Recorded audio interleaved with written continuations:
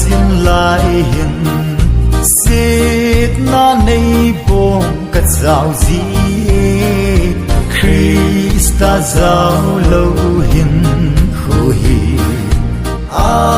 hasra in alam athim Izalem ni wa hum nai ka ki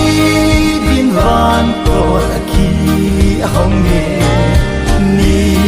lo pi hum lung va tam te so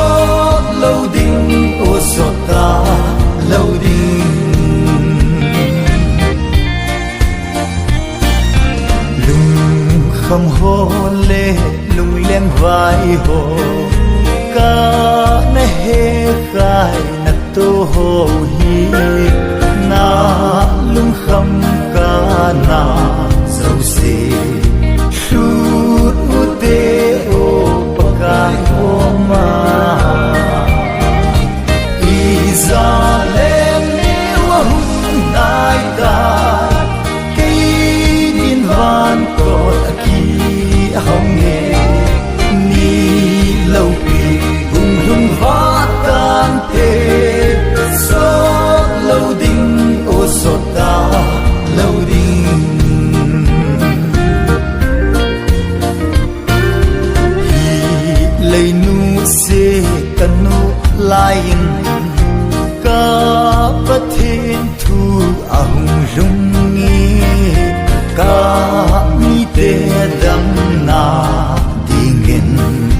lei se bien thei na na dingin Izalem ni wa hum nai ka ki bin van ko aki hong ni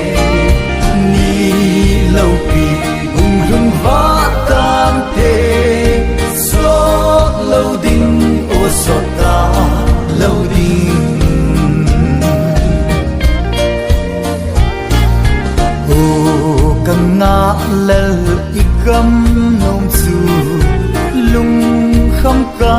na ta lo ding to so chi pa ka